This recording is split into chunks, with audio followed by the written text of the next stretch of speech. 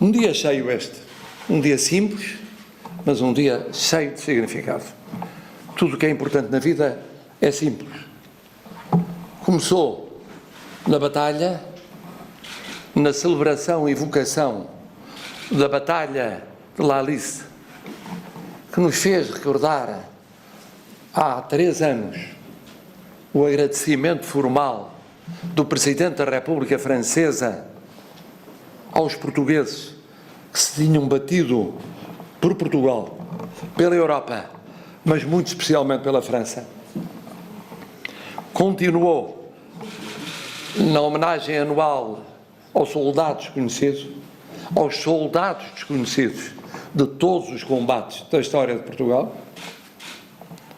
Prosseguiu com o gesto simbólico que associou a homenagem nacional à homenagem local, repetida por todo o território, continente, regiões autónomas e para além do território físico de Portugal. Fez a ponte entre combatentes da Grande Guerra e combatentes daquilo que foi a presença durante longos anos em África, de gerações que deram sequência aos combates que traduzem as vicissitudes e a afirmação da história de Portugal. E termina aqui nesta sessão, não sem antes haver, percorrendo este dia cheio, 2 homenagens. Uma homenagem aos combatentes e uma homenagem à Liga dos Combatentes. Uma homenagem aos combatentes. Sem eles não haveria a Liga dos Combatentes. Sem eles não haveria Portugal. Os combatentes, desde a fundação da nacionalidade. Os combatentes, aqui tão bem evocados pelo Sr. Tenente-General Gonçalves Ribeiro, que expandiram, que atravessaram oceanos, que fizeram ponte entre culturas e civilizações, que deixaram a sua marca, a nossa marca, em todos os cantos do mundo. Não admira, por isso, que um herdeiro de um desses combatentes, na Grande Guerra, tenha querido homenagear seu pai com a entrega do espólio à Liga dos Combatentes. A homenagem a todos esses combatentes que lutaram com valor, lealdade e mérito. Com valor, o valor da coragem antes do mais. A lealdade à pátria comum. O mérito da afirmação portuguesa para além das fronteiras de Portugal, na dimensão universal que sempre foi nossa, que é nossa e será nossa. Não admira por isso que a primeira forma de reconhecimento aos combatentes da Grande Guerra por parte da República Portuguesa tenha sido, no início da década de 30, a atribuição da Comenda da Ordem de Torre e Espada do valor, lealdade e mérito. Antes mesmo do reconhecimento à Liga dos Combatentes com a Comenda da Ordem da Benemerência. Antes mesmo do reconhecimento subsequente com o título de membro honorário da Ordem do Infante Dom Henrique, abarcando já combatentes da década de 60. Esses combatentes estão presentes na nossa história, estão presentes na nossa memória. Ouvi aqui referir a Vossa Excelência, Sr. Presidente, e também ao autor da obra Grandezas e Misérias do Império, referir a preocupação que por vezes assalta alguns com o temor do não reconhecimento de todos. Mas o reconhecimento da nação portuguesa é constante ao longo da sua história aos combatentes por Portugal. Naturalmente que demora algum tempo a ganhar distanciamento sobre os acontecimentos. Isso aconteceu com a fundação, aconteceu com a expansão no território continental português de hoje. Aconteceu com a travessia dos oceanos. Pensemos no Velho do Restelo. Aconteceu com a presença do Império Português nas suas grandezas e nas suas misérias, nas mais diversas latitudes e longitudes. Aconteceu naturalmente também com o passado recente da história de Portugal.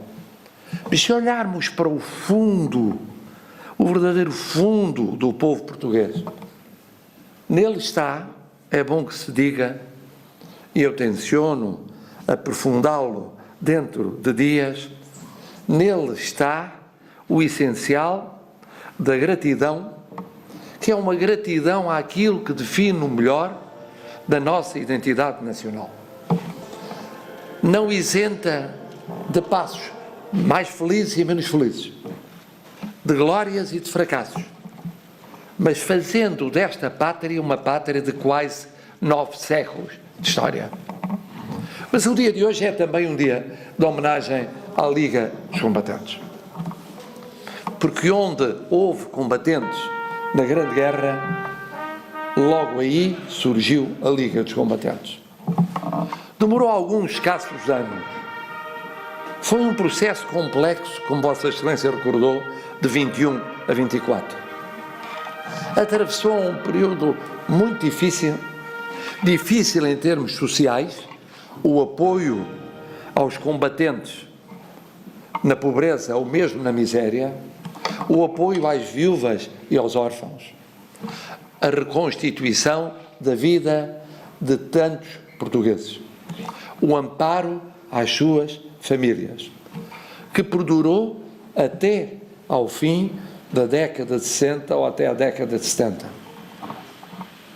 A isso somaria, entretanto, uma nova geração de combatentes, com os seus problemas económicos e sociais, e psicológicos, e sociológicos, e familiares. E a Liga dos Combatentes, de novo, e aí já na transição para a democracia, em plena democracia, a cumprir a sua missão. Missão difícil, missão complexa, por vezes levando os antigos combatentes, com alguma justiça, a ansiarem por uma resposta mais rápida por parte da sociedade portuguesa. E aqui aproveito para mencionar, fruto do porfiado esforço da Liga dos Combatentes, mas também do reconhecimento do Estado português, o gesto, dir-se-á, um gesto tardio, mas um gesto que chegou no domínio da saúde, muito recente, reconhecendo aos antigos combatentes um tratamento que socialmente lhes era efetivamente devido.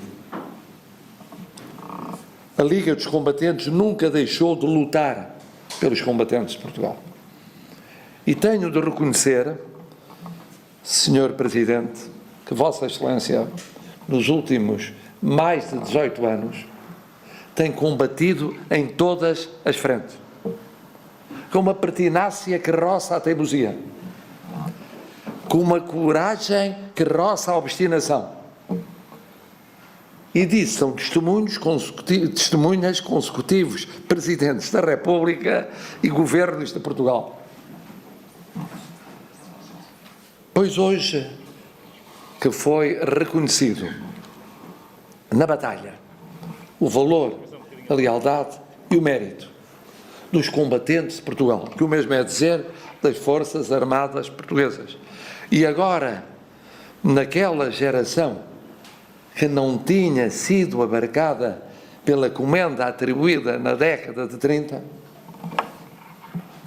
fazendo uma reparação que se soma à reparação com a atribuição da Ordem do Mérito nos 95 anos de história, eu penso que é justo que se associe a essa homenagem, a homenagem a esta última fase da vida da Liga dos Combatentes.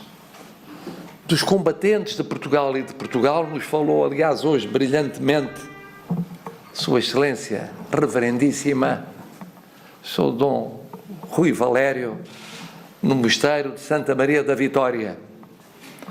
Pois dos méritos desta nova fase, desta renovação da Liga dos Combatentes, fala o exemplo de Vossa Excelência. E penso ter cabimento, nesta sessão final de um dia tão cheio, entregar-lhe as insígnias que traduzem o agradecimento, não agora aos combatentes de Portugal, não agora já à Liga dos Combatentes, mas a uma fase e à personalidade que deu alma a uma fase essencial em democracia da Liga dos Combatentes. E é isso mesmo que irei fazer, entregando-lhe as insígnias da Grande Cruz da Ordem do Infante Dom Henrique.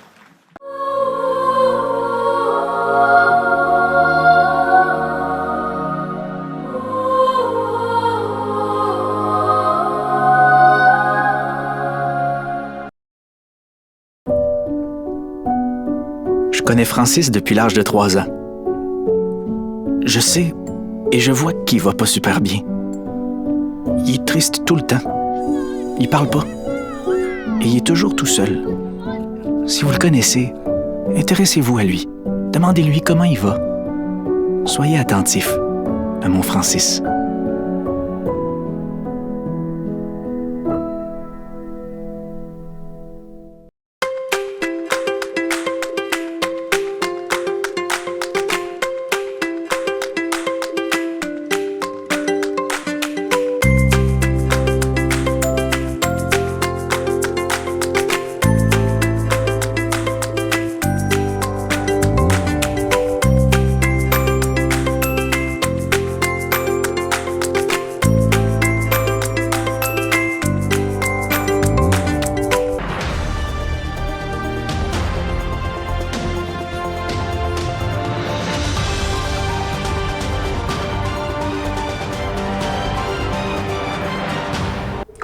Olá a todos, na emissão de hoje vamos falar da Liga dos Combatentes.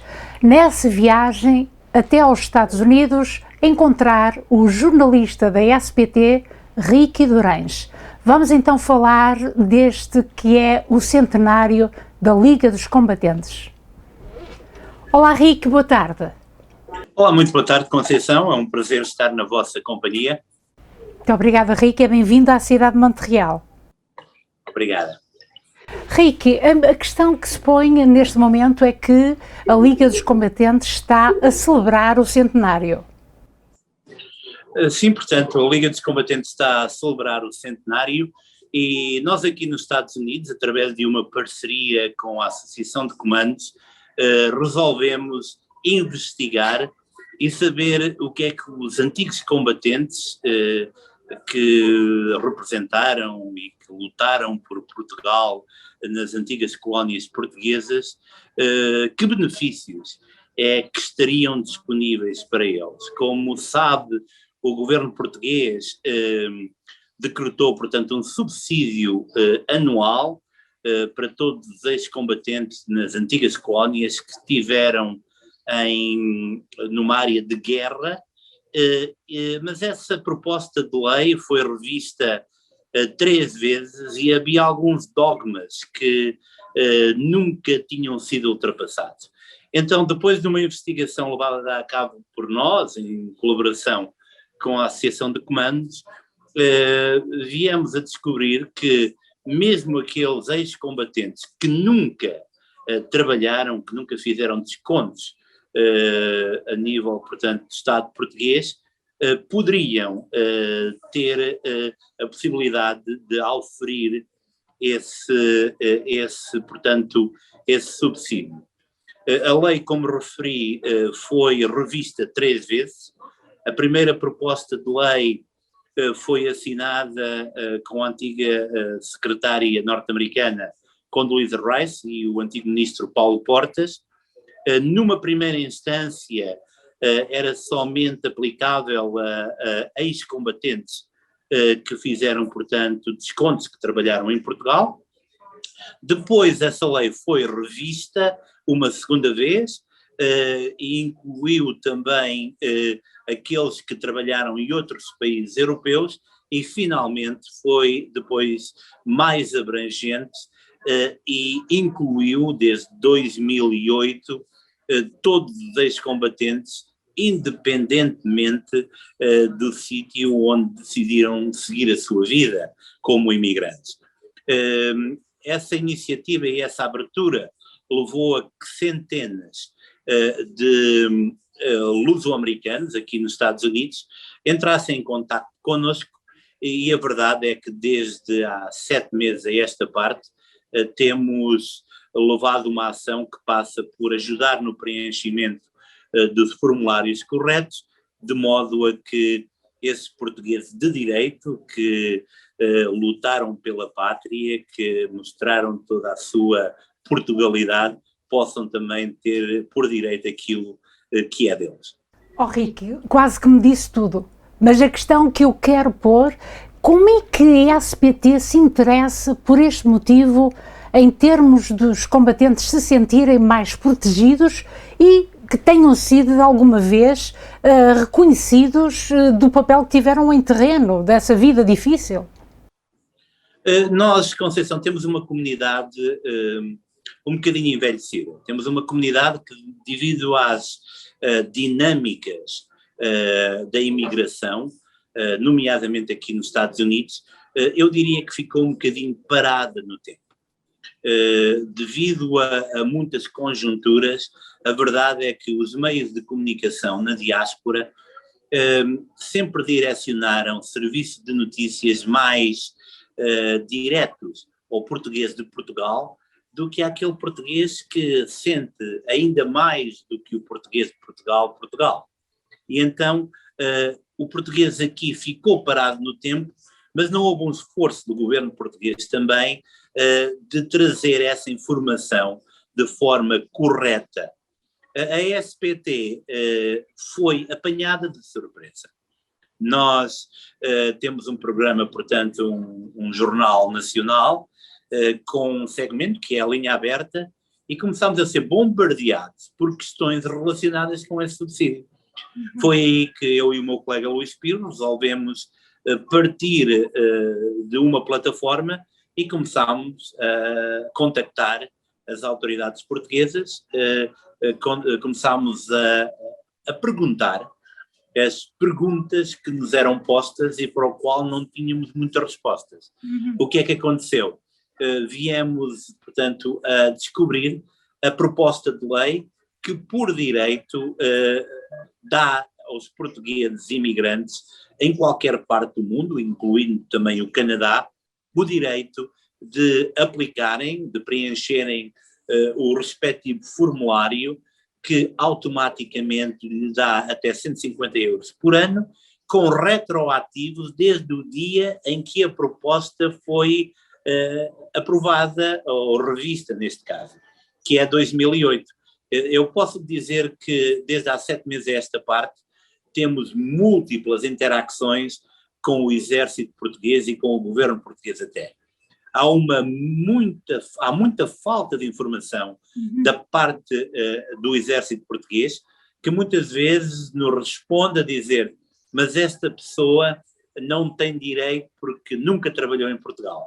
E então o nosso trabalho passa não só por preencher o primeiro formulário, mas por enviar uma cópia da proposta de lei que elucida as pessoas, portanto, no outro lado, a que saberem exatamente o que é que nós estamos a falar e o que é que terá que ser feito, de modo a que os portugueses residentes, neste caso nos Estados Unidos, e já temos ajudado algumas pessoas também do Canadá, nomeadamente da área de Toronto, Mississauga, London, Hamilton. Há cerca de 2 semanas ajudei 2 pessoas também e estamos disponíveis.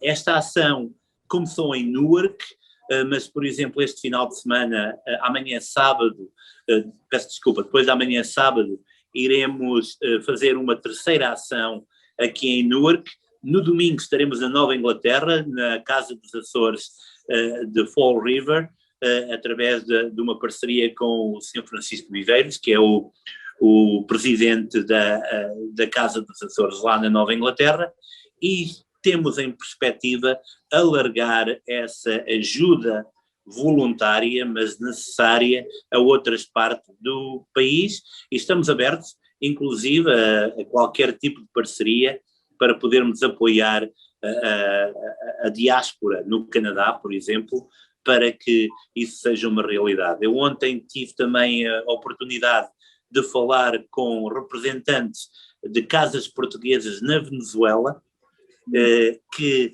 pediram exatamente esse tipo de apoio.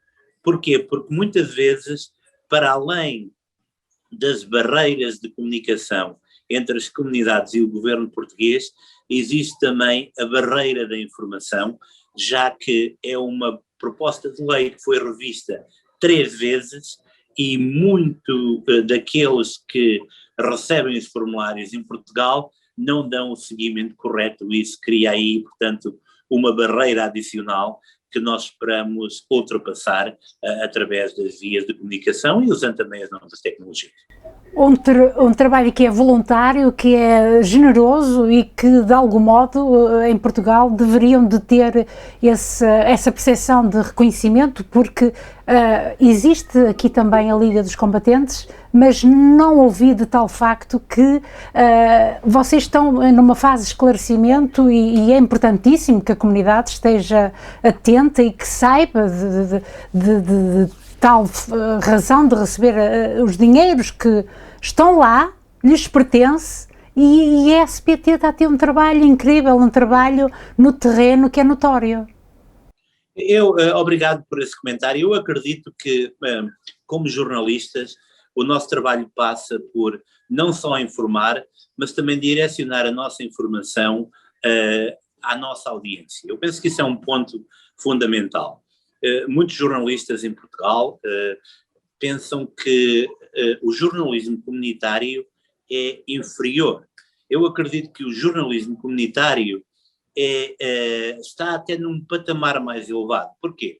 Porque como jornalistas comunitários nós fazemos uma matança do porco, mas também entrevistamos o primeiro-ministro, também falamos com um secretário de Estado dos Estados Unidos, também estamos numa plataforma que nos permite conhecer a realidade de um país como os Estados Unidos, no meu caso, ou do Canadá, como é o caso da Conceição.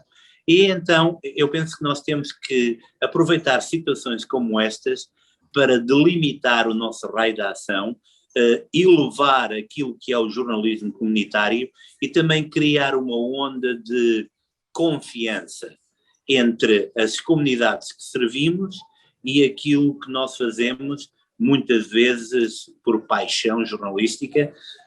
Eu não sou jornalista de profissão, portanto, a minha formação é na área da psicologia e relações internacionais, e há 20 anos caí de paraquedas na área de jornalismo e decidi fazer isto como vida. Hoje sou jornalista a tempo inteiro, mas a minha formação não é jornalismo.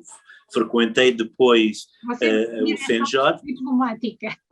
Correto, mas eu penso que é muito importante que se crie um elo de confiança entre as comunidades e não só as primeiras gerações. Eu acredito que a imagem de Portugal pode ser muito beneficiada se a segunda, a terceira geração, aqueles portugueses de direito, que são os nossos filhos, os nossos netos, que nem sequer falam português, mas que olham para meios de comunicação como o Montreal Magazine, como a SBT, como o Luz Americano, como fontes fiáveis, que não são fake news, mas que estão aí para servirem as comunidades que abraçamos como nossas. Ricky, é nobre aquilo também que está a dizer em relação ao Montreal Magazine, que nós agradecemos muito. Ricky, qual é a resposta dos combatentes quando fazem as perguntas, o meu dinheiro, quais são as perguntas primeiras que as pessoas fazem quando se juntam a vocês, que estão então a preencher esses formulários? A primeira ação ou reação é de surpresa, porque 90% deles preencheram esse formulário há 10 anos, há 15 anos em Portugal e nunca obtiveram qualquer resposta. Mas depois, quando veem que há uma ação, uma segunda ação, uma terceira ação, acreditam que afinal há uma base de direito que lhes permite ter direito àquilo que é deles. Então, essa surpresa passa a ser imediatamente de agradecimento, passa a ser também de reconhecimento e abre portas a que outros assuntos possam ser debatidos. Eu posso dizer que o facto de ajudarmos combatentes abriu agora portas a que possamos assessorá-los em situações tão diversas como partilhas em Portugal ou até direito civil aqui nos Estados Unidos, porque há muito dogma lá fora que acontece. Porquê? Porque as pessoas não estão informadas e as autoridades competentes muitas das vezes também não entendem as dinâmicas da comunidade que servem. Eu dou-lhe um exemplo. Dizermos a um açoriano que está na Califórnia há 60 anos que tem que fazer uma marcação online num consulado, o problema não é usar o computador, o problema é que essa marcação vai-lhe dar uma data que é daqui a 2 anos, ou 1 ano e meio, ou 7 meses, ou 9 meses. Então isso cria um descrédito nas autoridades, cria um descrédito, será que eu estou a fazer alguma coisa errada? Porque se me pedem para fazer uma marcação e eu vou lá, mas depois dizem-me que eu posso renovar o meu passaporte em 2022, não em 2021, e nós estamos em abril, alguma coisa está mal. Então eu acredito que o governo português, as autoridades portuguesas devem e podem encontrar nos meios de comunicação comunitários parceiros ideais para representar condignamente as comunidades que são nossas. Os portugueses aqui são portugueses do mesmo nível lá. Os portugueses de aqui sentem Portugal tal qual os portugueses de lá. Não há diferença entre um português de Trás-os-Montes, nem um algarvio, um açoriano ou um madeirense. Eu acredito que todos nós devemos ter isso em mente e acreditar que as comunidades portuguesas são mais do que um conjunto de imigrantes, são as pessoas que são a primeira porta-bandeira de Portugal. Muito, quando falamos em turismo, por exemplo, muito do setor turístico em Portugal, eu falo antes da pandemia principalmente, beneficiou do facto de os portugueses aqui serem um exemplo e abrirem portas para que os americanos, os canadienses, queiram saber mais de Portugal, sejam fascinados pela nossa gastronomia, pelos nossos usos e costumes. Eu tive a oportunidade de estar na Califórnia, em Sacramento, há 1 ano, no princípio da pandemia. Falei com um padre em Modesto que me dizia, Ricky, os americanos admiram a nossa cultura, os pezinhos que nós fazemos nas nossas celebrações, as festas do Espírito Santo, da Nossa Senhora de Fátima. Eles olham para isto, não é um ritual, é uma afirmação daquilo que nós somos como povo e querem saber mais de nós. Então Portugal tem a beneficiar e muito, não só daquilo que nós poderemos levar a Portugal economicamente, mas acima de tudo a nossa vivência, daquilo que nós somos como imigrantes, não de primeira, não de segunda, mas da linha da frente. O que é que devem de fazer os combatentes que são residentes em Montreal e que nunca tiveram essa informação e que estão a tê-la neste momento?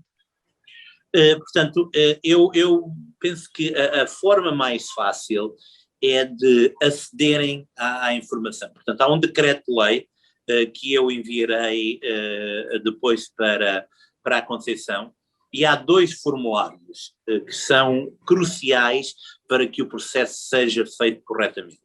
Há um formulário para pessoas que fizeram descontos em Portugal, E há muitas pessoas que trabalharam, mas trabalharam para os pais, trabalharam por conta própria e nunca fizeram descontos para a Segurança Social.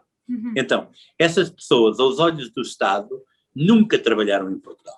Há um formulário para esse tipo de pessoas e há um formulário para aqueles que tiveram trabalho, que fizeram descontos em Portugal. A partir daí, é uma fórmula muito simples, preenche-se o formulário, envia-se a cópia do cartão de cidadão e da caderneta militar para o Exército Português, em 2 meses eles respondem para trás, nós colocamos o decreto-lei e é automaticamente aprovado e o pagamento é realizado uma vez por ano no mês de outubro.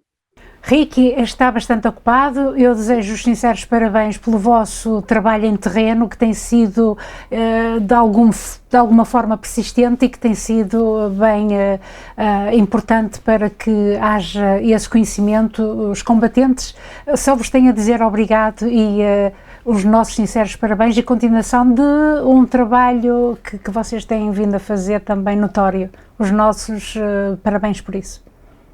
Muitíssimo obrigado, Conceição, e a toda a equipa do Montreal Magazine.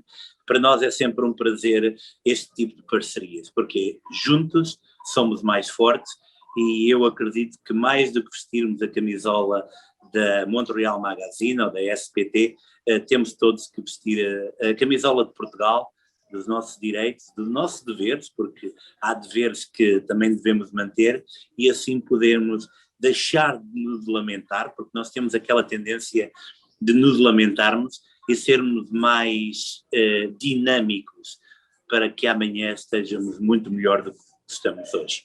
Um bem-aja, Ricky. Obrigado, um bom dia, obrigado. Muito obrigada. É assim que terminamos este momento de conversa com o jornalista da SPT, Ricky Durães.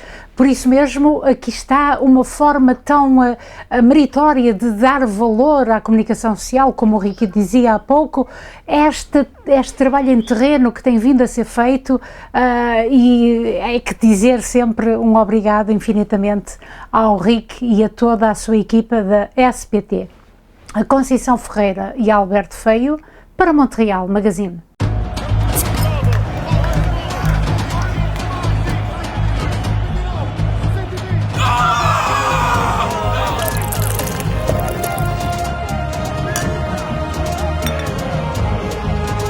Portugal, aqui é, aqui na Solé. Quinas, a nova cerveja portuguesa, chegou à América do Norte.